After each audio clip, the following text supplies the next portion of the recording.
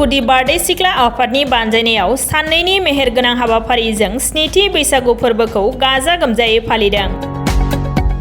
बे रंजालि बैसागु फोरबोखौ सनापुर ओनसोलनि समाज आरो इयुन जोलैखौ सोलोंथाइजों लोगोसे हारिमु आरो आबै आबौनिफ्राय सोलिबोनाय बैसागु बोथोराव रंजानायखौ दावगाहोनायनि थांखिजों सनापुर गुदि बारदै सिख्ला आफादा साननैनि हाबाफारि लानानै बे बैसागु फोरबोखौ खुंफुंनाय जादों। बे बैसागु फोरबो फालिनायनि लोब्बायैनो फोथार फोसाबनाय, बिफां गायनाय, गेलेनाय बादायलायनाय, हारिमु बादायलायनाय बायदि हाबाफारिखौ लानाय जादों। बे हाबाफारिखौ खुंनायाव मैखोमै हेफाजाब होदों बर'नि फावखुंगुर रबि नार्जारी बिथाङा। हाबाफारियाव गाहाय आलासि महरै बाहागो लाबावदों अरुणाचल प्रदेशनि फावखुंगुर आरो समाज सिबियारि थावा थमास। गेवलां मेलखौ बेखेवनानै होलाङो गहपुरनि एमएलए उत्पल बरा। बुंथिगिरि महरै नुजाथियो बिटिआरनि एमसिएलए सायखं बसुमतारी आरो ओनसोलनि गोबां मेलेमजिबि रायजो राजाफोरा बाहागो लायो। हारिमु मोनाबिलियाव फेस्ला फावखुंगुर प्रेक्टिकेल बसुमतारी, देंखोगिरि सेलिता नार्जारी आरो बिखान रामसियारि मोनहा बाहागो लायो।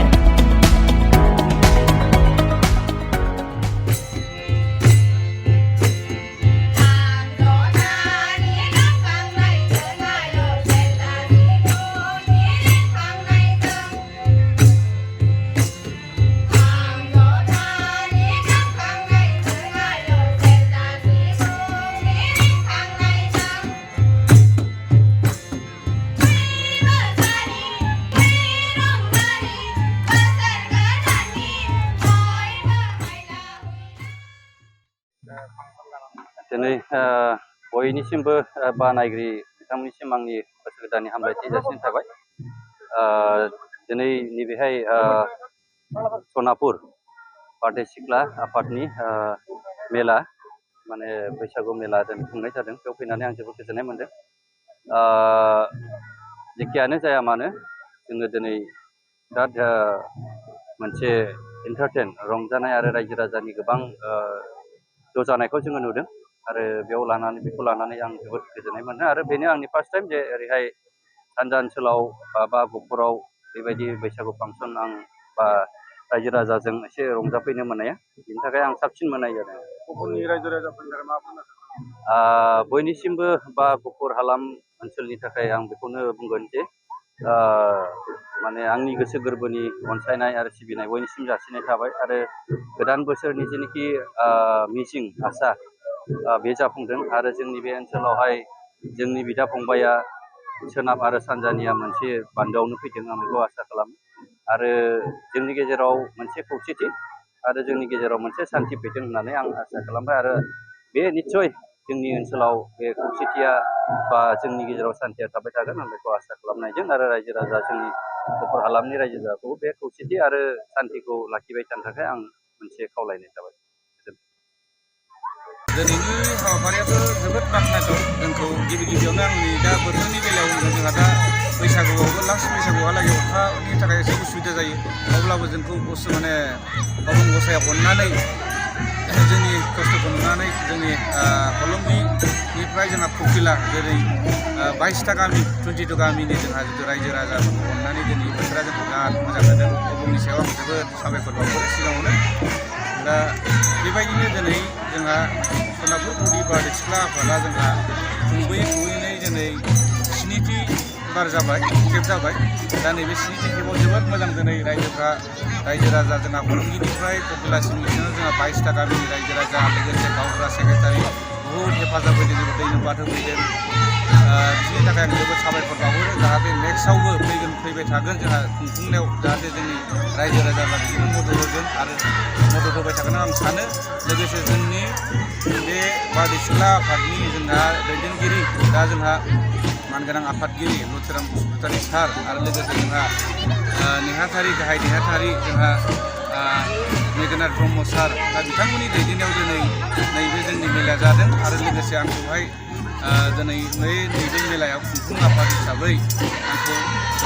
आफादगिरि हिसाबै सायख'दों। आंबो जथेस्थ' बिसोरनि सायाव आङो रायजो राजाखौ नुनानै जोंनि एरियानि हिसाबै डेभेलपखौ नायनानै हारिमुनिफ्राय लानानै गेलेनाय बादायनाय गासैबो हेफाजाब होदों होननानै आं दसे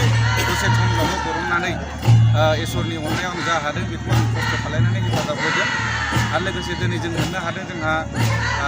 आलासि चिफ गेस्ट महरै जोंहा आंनिनो लोगो अरुणाचलनि थापा थमास होननाय एक्टरबो प्रडिउसार डाइरेक्टर अरुणाचलाव बेखौ लेजेन्डारि एक्टर होनो थापा थमास आरो लोगोसे मानसिया पलिटिसियानबो बिथाङा जोंनो चिफ गेस्ट खालायनानै जोंखौ बहुद साबायखर होफैदों रायजोफोरखौ हेफाजाब होदों लोगोसे रायजोफोरनि खुसि आरो माबाखौ नुलांनानै बिथाङा जोंनो 1 लाख दान बा अनसुंथाइ होलांदों नैबे जोंनि आफादखौ सालायलांनो थाखाय जाहाथे उनाव मोजां सालायलांथों होननानै दा बिनिखायनो बिथांनि जोंनि 22टा गामिनि रायजो राजाफोरनि जानानै आङो बिथांनि सायाव आं बेखौनो इसोरनि सायाव आशीर्बाद होनो सानो जेनेबा बिथांनि फेमिलि गासैबो फिसा फिसौ हिनजाव हौवा गासैबो माने अबंनि सायाव मोजाङै मोजां बेमार आजार जायालासिनो सोलिलांथों होननानै आं सानो आरो लोगोसे जोंनि नैबे माने बिबुंथिगिरि हिसाबै जोङो हांख्रायनानै लाबोदों जोङो बिटिआरनि MCLA चिरां 13 चिरांनि जोंहा सावरायगोरा जोंहा सायखं बसुमतारीखौ जों मोननो हादों बिथाङाबो सानसेनि लामाखौ खस्थ' खालायनानैबो जोंखौ हेफाजाब होदों गुफुरनि बिबुंथिगिरि हिसाबै जोङो हांख्रायनानै लाबोदों जोङो बिटिआरनि MCLA चिरां 13 चिरांनि जोंहा सावरायगोरा जोंहा सायखं बसुमतारीखौ जों मोननो हादों बिथाङाबो सानसेनि लामाखौ खस्थ' खालायनानैबो जोंखौ हेफाजाब होदों गुफुरनि रायजो राजाफोरखौ नुनानै बिथाङा बहुद रंजालांदों बिबुंथि मोजां मोजां बिबुंथि होलांदों बिथांनि सायाव आं जोबोद मोजां गोजोननाय थाबाय जोंनि 22टा एबा 22 गामिनि रायजो राजानि जानानै आं बिथांखौ साबायखर बावो बिथांनि जिउआव आलो गोजोन रायजो जानायाव जै जाथों आरो न'खरनि गासैबो फेमिलिया मोजाङै मोजां अबंनि सायाव जै जाथों आरो लोगोसे जोंनि गुफुरनिनि MLA जोंहा उत्पल बरा सारा जोंखौ नैबे जोंनि बारदै सिख्ला आफादाव जोंनो मोनसे कालचार कमप्लेक्स होदोंमोन दिनै बेखौ बेखेवबाय बिथाङा आरो उनावबो जोंनो 5 लाख थाखा नैबे अनसुंथाइ होलांगोन होननानै दिनै बुंलांबाय दा बिथांमोना बिथांनि सायावबो जोबोद साबायखर बावनाय थाबाय लोगोसे जोंनि नैबे 22टा गामिनि रायजो राजाफोरनि जोंहा गावबुरा सेक्रेटारियाव बेखौनो फिन खेबसे माने साबायखर जासिनाय थाबावोदि उननि फैबावगोन थानाय जोंहा बारदै सिख्ला खुंफुं आफाद लोगोसे जोंहा बे बारदै सिख्ला आफादखौ सोलिलांबाय थानायाव जोङो रायजो राजाफ्रा हेफाजाब होगोन जोंनि 22टा गामिनि रायजो राजा लोगोसे गावबुरा सेक्रेटारि बिसोर हेफाजाब होगोन लोगोसे एरियानि जोंनो मेलेमजिबि जोंहा फोरोंगिरिफोर आजिरा मोननाय फोरोंगिरि दं जोंहा ससियेल वर्कारफोर दं साख्रिआवलाफोर दं बहुद मोजाङै जोंखौ हेफाजाब होफैदों दसे समनि थाखायबाबो हेफाजाब होदों अननानै जा हायो गावसोरनि खामानिनिफ्राय जोंनो अनसुंथाइ होफैनानै जोंनि बे आफादखौ मोजाङै खुंनो हादों बिसोरनि सायाव आङो जोंनि बारदै सिख्ला आफादनि खुंफुं आफादगिरि जानानै आं जोबोद साबायखर बावनाय थाबाय जाहाथे नेक्स्टआवबो उनावबो बेबायदिनो हेफाजाब होलांबाय थागोन होननानै आं बेखौ आसा खालायो आरो लोगोसे जोंहा दा कालचार नाइटआव प्रग्रामाव जोंहा प्रेक्टिकेल बसुमतारी दं लोगोसे बुदांबुलब आदाखौ लिंहरदोंमोन बिथाङा एसे देहा उसुखनि थाखाय फैनो हायासै आरो लोगोसे बिदिनो इसा नार्जारि दं लकेल सिंगार सुलिता नार्जारि दं लोगोसे रुजित भुयारि दं बिथांमोना नैबेयाव जोंनियाव बाहागो लानायखौ जों बिथांमोनखौ हांख्रायनानै लाबोनो हादों बिथांमोना दा मोनाबिलिनि हारिमु आफादखौ बिथांमोना गाजा गोमजायै रायजोफोरखौ गोसो गोजोन होफैगोन आरो बे समाव नोंथांखौ बांसिन हेफाजाब होदों होनना मतलब सुबह थोड़ा मन जो टिक नहीं था तो बुखार होके लेकिन यहाँ आने के बाद आप लोग का साथ डांस करने वाला को देख के और यहाँ का आप लोग का जो बोरो जो औरत लोग को गाँव बुरा लोग को देख के मेरा जो बीमार पूरा गायब हो गया हमको बहुत ही अच्छा लगा तो यहाँ लाके आपको बहुत मतलब खुशी फील हुआ एकदम बहुत खुशी फील हुआ है और आप जो गाना गाया निशी में जी उसको डांस करते हुए पब्लिक डांस करते हुए आपको कैसे लगा वो तो हम अपना तरफ से कर दिया लेकिन